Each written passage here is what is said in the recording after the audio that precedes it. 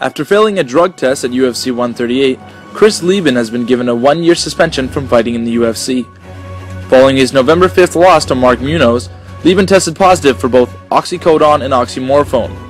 UFC President Dana White sympathized with the 31-year-old fighter, stating, quote, "We want to see him succeed not only in the octagon, but in his personal life."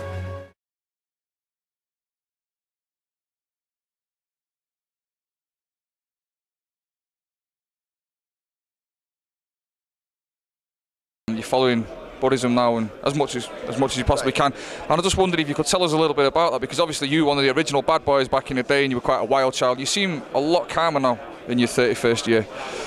Well, you know, you get older, you know what I mean? And you know, in my case, you know, I started reflecting and kind of questioning some stuff. I noticed that, hey, maybe what I'm doing isn't normal. You know, maybe I am a little extreme, and you know, and as far as Buddhism goes, you know, there's a lot of great books and there's a lot of great teachings. I mean, do I believe that we're reincarnated as snails and stuff? You know, I'm not 100% sure about that, but what I can tell you is it's a very wise, a lot of good common sense stuff. It's not blind faith, you know.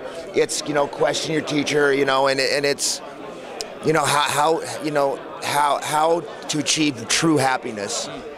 Have you got any particular branch of Buddhism that you follow, like Zen Buddhism and there's, you know, various disciplines? You know, more Tibetan Buddhism. I read every book by the Dalai Lama, pretty much. Well, he's got a lot of, probably some obscure ones I haven't read, but everything you can get at Barnes & Noble, I've read it. And what was it that first sparked the interest? Was it a particular day? Well, I was going to say a Damascus moment, but that's like a Christian reference, so perhaps not quite appropriate. But that particular day that you went, so something's got to change.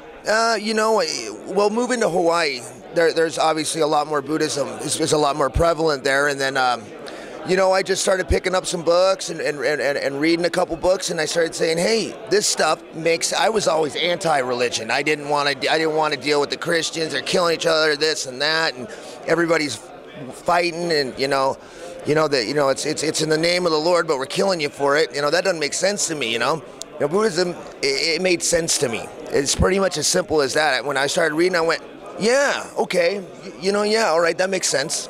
You know, I'll buy that. Because, you know, you never switch on the news and hear, like, Buddhist fundamentalists have attacked Hindu extremists, right? You know? Yeah, exactly. We're not hurting nobody. We're just trying to be happy. And yet, you're a professional fighter. How does it all tie in?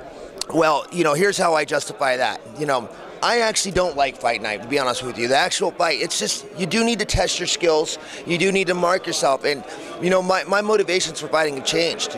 Now, where before I was trying to prove I was tough, to myself. Now, you know, I fight to inspire. You know, I've got kids from the wrong side of the tracks. They don't listen to their teacher. They don't listen to their parents. They listen to Tattooed Up Chris Leben, though. You know, I got a couple kids, for example, 2 kids joined the same time. They lost 60 pounds. Both went and got girlfriends now, and they were on the verge of dropping out of school. Now they're doing good in school because you know why? And they're not fighting anymore. Because once you figure out you're tough, once you learn you are tough, you don't have to prove it to the world all the time and time again. So, you know, my motivation for fighting is what it does for other people outside. You know, how much positive impact my gym has made on my community in Honolulu. Have you seen that firsthand? Have you had any kid that's come to you that's been like sort of truly wild, you know, really going off the wrong direction, and you've been able to pull them back a bit? Absolutely. I've had several kids like that, you know, and it's funny because, you know, those kids generally are the ones that have the most drive, you know. Those kids, they're wild, and once they find something to center them, to channel their energy and channel their interest, then you'll notice a huge switch, you know. And you know, if that's fighting, then I'm a fighter. I do voluntary work in Manchester, where I come from. We run an MMA club, me and a friend of mine, and we teach for free in, I guess what the Americans would call the projects. It's an area in Manchester called Moss Side, Hume Street MMA, hello. You know, we found it a positive influence on the guys, and I've always had this theory that a lot of random violence and mindless aggression comes from a lack of self-confidence. It's like an overcompensation. That is exactly what it is. That's what I'm referring to as when I started fighting to prove that I was tough. But who was I trying to prove it to? I was trying to prove it to myself. And it's the same thing that happens with the kids that come in. Everybody thinks, oh, you're teaching this bad kid martial arts, now he's going to use it to beat everybody up. No, that's not the case. Once they figure out that they are tough, they don't have to prove it anymore. Another question I wanted to ask you was, I guess you were kind of wild as a kid, right? A little bit. Right. You come off like you're a big, colourful character, very lively, very loud, as you say, but I've always thought you've had like a kind of melancholy streak to you. Are you a happy person? Are you happy now?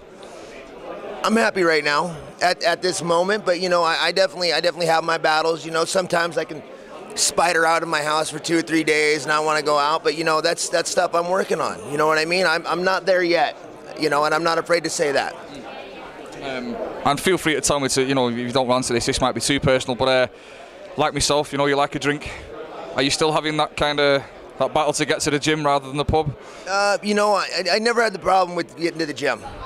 So, sometimes I probably shouldn't have been there, but I always make it in. I always trained, and you know, honestly, getting older, calming down, that's not something I want to do anymore. You know, if I have you know, some wine with my girlfriend when I'm out, possibly. You know, I'm not a crazy AA guy. I've tried that route. You know, if that works for you, God bless it. You know, but you know, I've really just tamed down. I want to be able to train. I don't want to be hungover, and I don't have nothing to prove socially either. So I don't need to go out and you know, get the girl and get wasted and be the guy with the hot shit. You know, I got a beautiful fiance at home. You know. And my house is clean, she's cooking me dinner. Why am I going to go give my money to the bartender? Fuck that. What would you say, given a choice, is your particular beverage of choice? Saturday night, the fight's over, you get your hand raised, you go to the bar. Jameson's Irish whiskey. So if any fans see you in the bar Saturday that is a dangerous one right there, man. Let me tell you. I love, it's a love-hate relationship, me and that Jameson's, but that'd be my one. If I had to admit it, it's Jameson.